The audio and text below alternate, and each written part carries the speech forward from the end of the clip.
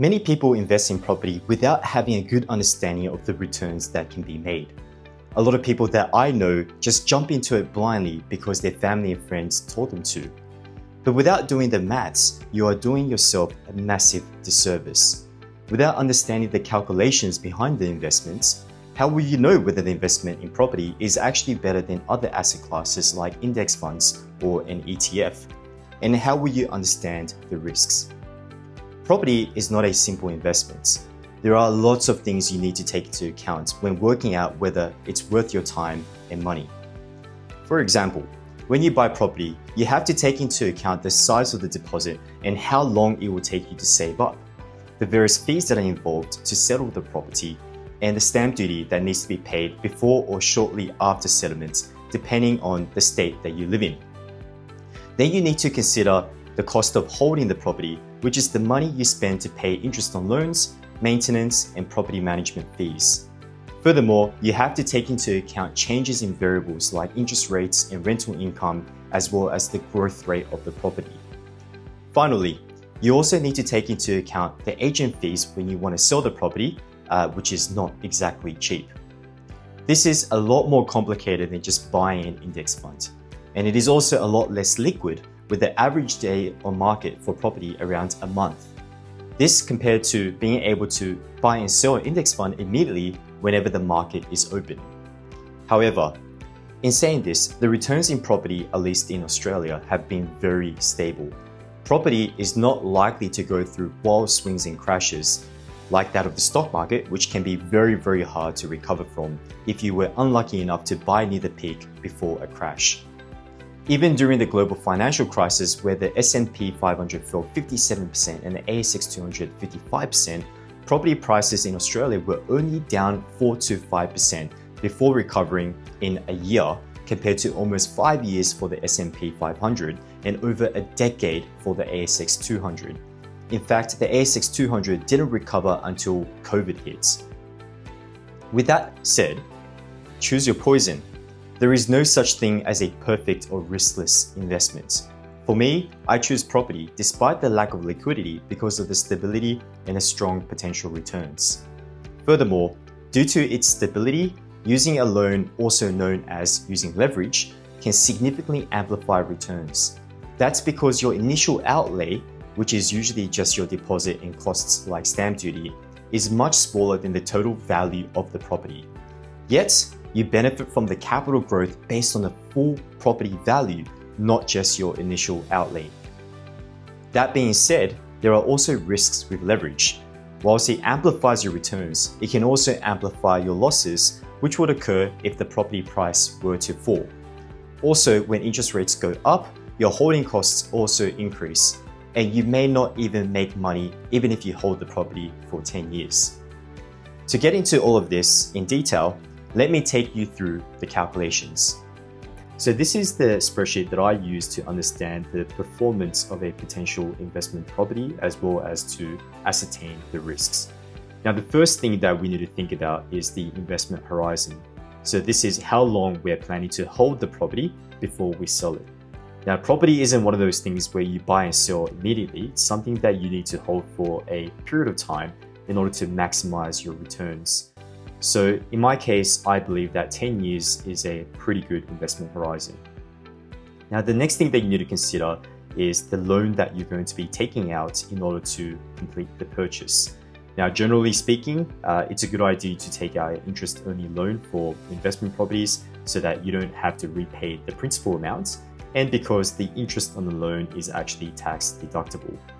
So considering an investment property price of $600,000, we will be borrowing $528,000, which is a LVR or loan to value ratio of 88%. So essentially what this means is that we're going to be borrowing 88% of the value of the property.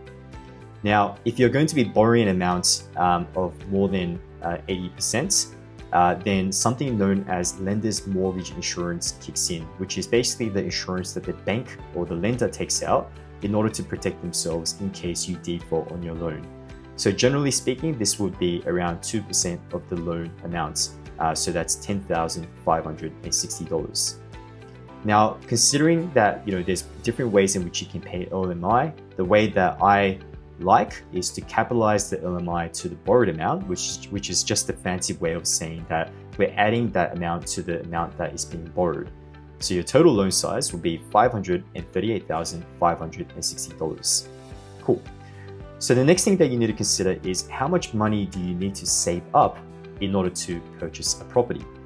So a lot of people think that they just need to save up the deposit, but they're wrong because there's a bunch of other costs that you need to factor in. So you got to pay your conveyancer, which is the solicitor who is involved in helping you to settle the property. You got to pay for building and pest inspection, which is ensuring that there's nothing wrong with the building, ensuring that there's no termites or structural issues. And another big cost is stamp duty, which is different across different states. Assuming that we're in New South Wales, it's $21,735, which is obviously a very big cost. You would also have to consider insurance, which a lot of lenders require you to buy before making the funds available to you, and the mortgage fees, which is the cost of establishing the loan. Now, the total investment value will be approximately $100,000, which is a lot more than $72,000, which is just the deposit amount. So your rental income is essentially the rent that you earn on the property as soon as you rent it out. So as soon as you buy the property, the first thing that you're going to do is talk to a property manager who will then list the property out for rent, and then someone eventually rents the property. So a rental yield of 4.5% is considered to be quite average, so we've chosen that value. So your rental income for the year will be around $27,000. Now, you're not just getting money from the property, you're also needing to pay expenses. So the biggest expense would obviously be your interest expense, assuming an interest rate of 6.5%, which is generally what you will get today as of 30th of March 2025, which would mean that in a year, you'd be paying $35,000 in interest expenses. Now, there's also other expenses in holding the property, such as your property management fees, council fees, water fees, and land tax. We're just assuming for simplicity's sake that that's 30% of your rental income, which will tally up to be $8,100. So your gross total expense would be $43,106, which is obviously a lot more than your rental income of $27,000. So you're actually making a loss from the property year on year. So your net expense before taxation treatment, also we'll call it negative gearing, is $16,106. Now, in Australia, you can deduct your losses from your income, which is a really good thing. So which means that you will deduct this amount from your taxable income, which means that you will be getting back the taxable component, which is assuming a tax rate of 30% to be conservative, which means that in 1 year, you would only really be paying $11,274 out of pockets. So your net expense for the time horizon for holding, which is the holding cost over those 10 years, is $112,745. Now, obviously, if you were to buy the investment property, you're interested in capital appreciation. So that is the growth rate of the property. Now, we've chosen a pretty conservative growth rate of 5.4%, which is the growth rate over 30 years in Australia. But generally speaking, if you play your cards right, you could probably get a property with a growth rate that's higher than 5.4% per annum. But we want to be conservative in our calculations. So the investment property valuation after 10 years will be around $1 million. Now, say you want to sell the property after 10 years. One of the things that you need to consider is taxes. So your capital gains tax. So capital gains tax applies to anything that's an investment that you eventually sell.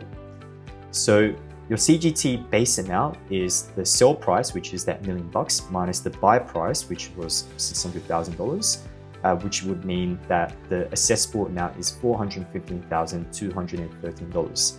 Now, in Australia, you actually get a 50% discount if you hold the investment for more than 1 year. So in this case, the assessable amount goes down to $207,607. So assuming the highest taxation rate of 45%, because remember, you've got to add that capital gain to your income before you calculate the taxes. Assuming that it's 45%, which is the highest tax bracket, Therefore, the taxes that you need to pay after selling the property will be $93,423. Now, we will then need to calculate the return on investment in order to understand whether or not buying a property is actually worth it when comparing it against other asset classes such as the stock market, which I have the returns stated below, which is the last 10 years of returns, assuming that the dividends that you get from the stocks are reinvested. So the return on investment calculation is actually the income after sale minus whatever amount that you initially invested, which is $99,935. So in our case, the return on investment will be $226,441. So the return on investment over the time horizon will be 227%, and the return on investments per annum, which is basically averaged across those 10 years, will be 12.564%. So if you were to compare this against the various indices, it does better than the ASX, the FTSE, and the Shanghai Composite, but it underperforms when compared to the S&P 500 and the NASDAQ. Now, you also want to calculate what your return is after taxation, because essentially this is the amount that you're getting into your pocket. And as Warren Buffett's partner in business, Charlie Munger, once said, income before tax is bullshit income. So you really have to calculate this amount in order to understand how much money you're actually going to be making for that investment property over the time horizon. So in our case, we will be subtracting whatever the CGT amount is, which is $93,000, to give you $133,000 that you get to pocket. But this also changes your return on investment, from a percentage point of view, where now you're only a little bit more than doubling your money, and your return on investment, if you annualize it and average it across those 10 years, will be only 8.8%. Now, it's also important to model your return on investment across the time horizon. Now, that initial 12.564% return on investment per annum is not something that you get straight away. In fact, you will actually be making a loss in the first couple of years before year 3, when you start realizing positive annual growth, as well as positive return on investment from an absolute dollar amount point of view. But if you were to look at it from a return on investment including CGT, you don't actually break even until between year 4 and year 5. So that's why it's really important to understand the implications once you add on taxation. Now, the other thing that's really important is to perform a bit of sensitivity analysis. So interest rates tend to change, and growth rate also tends to change if something happens to the area where you bought the investment property.